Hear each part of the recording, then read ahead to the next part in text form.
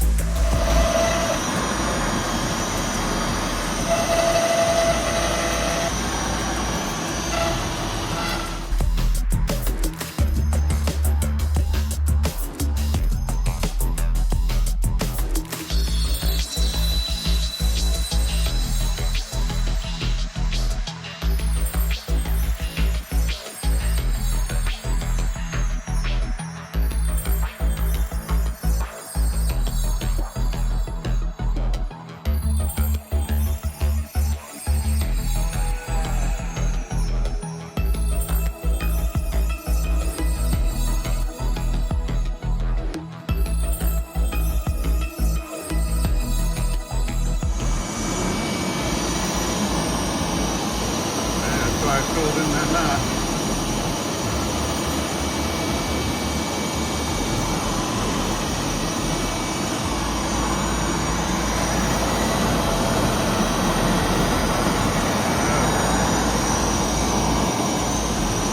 Notice that there is no sawdust.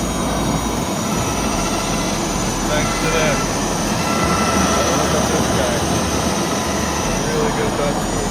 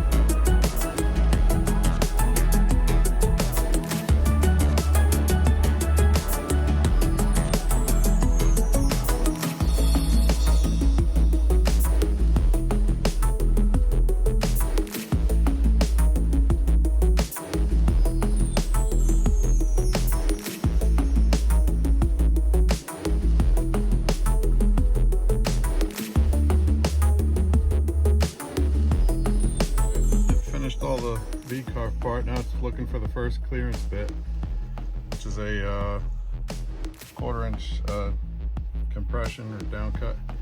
This one, it's going to clear most of this stuff. And then after that, I have an 1/8 inch down cut bit that's going to do the rest of it, and then a roughing bit that's going to cut out the perimeter or the profile cut. So let me change bits, take it out of there, put the next bit in, and press go, and off it goes.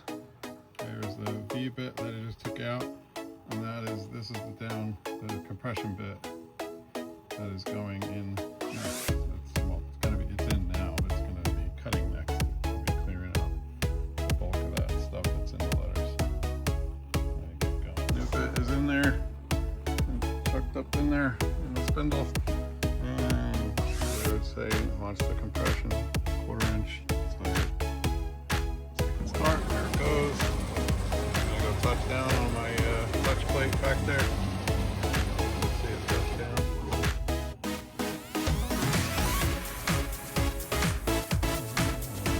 The brush is gonna block it, but touch it a little bit.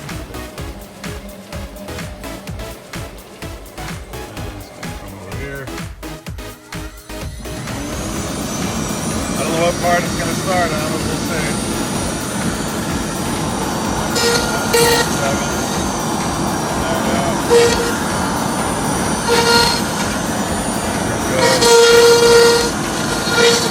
Does it pretty quick.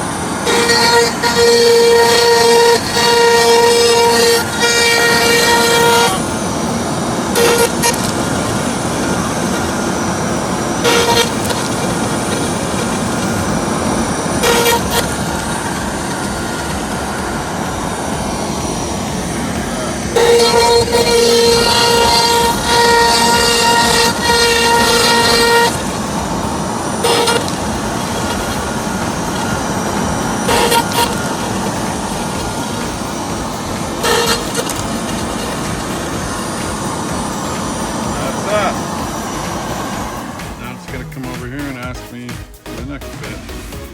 Here it comes. And it's saying it wants the 1/4 inch down cut. I believe it's this one right here. The Space Tool W04018. You get one yourself.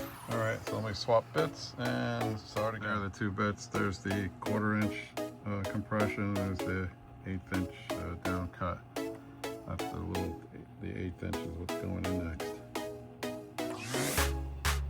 There's the new bit in the spindle, and we're ready to press cycle start here. And there she goes, all the way to the back there.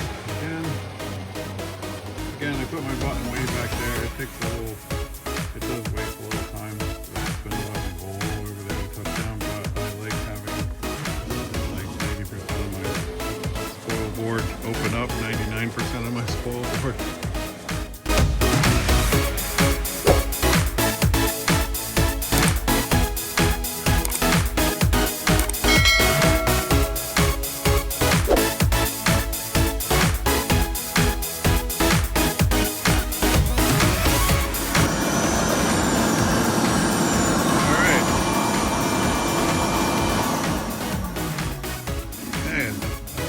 So good.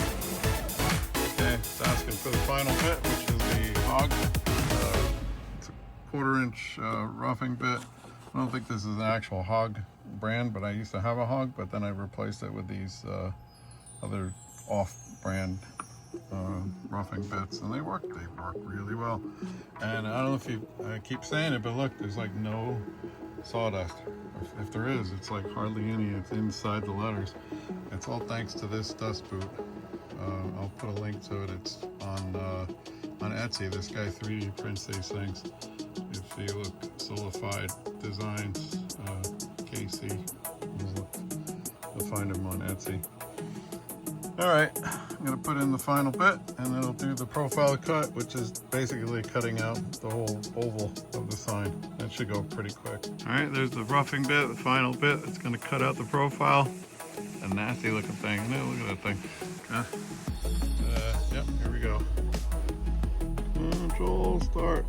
Off it goes.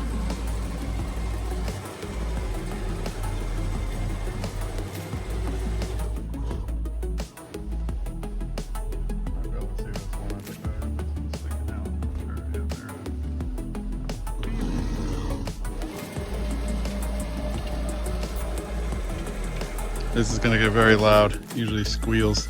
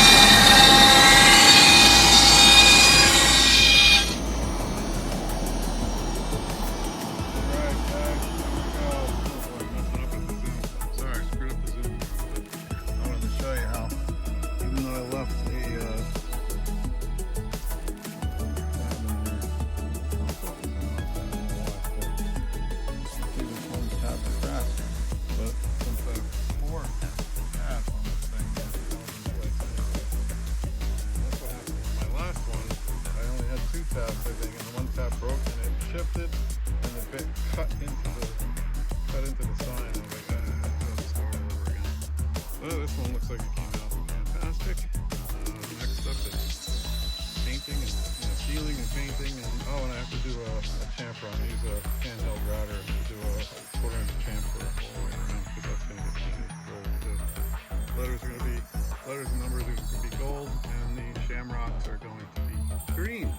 And the rest of the sign's going to be black, so it's going to look pretty sharp. Alright, see you in a bit. I'm good. Came out nice. Even here, where there's not as that'll be fine when it gets painted. You won't even see any of that. There was one little tiny chip on the tip of that end there. I could fix that easy. And I have to add like I was just saying, I have to add a chamfer and sand this a little bit. I have a Dremel, like a puffy ball sander thing. I use the Dremel on all the insides of these. Should be good. Alright, off to sealing and painting and all sorts of fun stuff. Alright, just slapped a coat of some of this spar urethane, which is a full-waste outdoor urethane. Figured it's like a good sealer. And something to go underneath the paint. I'll give this a light sanding before I paint. I gotta make sure I do the back of this too. I didn't do the back yet, but I will do the back. So this is it thus far. So far so good. And like I keep saying, this should look fine once it's painted. No real like cracked or dent or anything, but I figure once it's the looks of the color of that knot, the paint is on it. Alright, so far so good.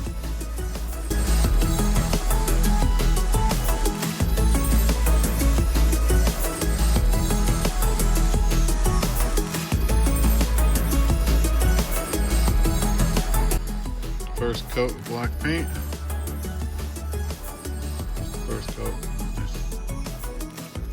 I did lightly sand the spar urethane first. Just a light sand, and I wiped it down with a wet paper towel, let it dry, and then I applied this first coat of satin exterior acrylic paint. Let this dry, and we'll do another coat, and then on to the gold. And there's my logo on the back. A little dusty, I just gonna wash the dust off. That's about it though. See it done. All right.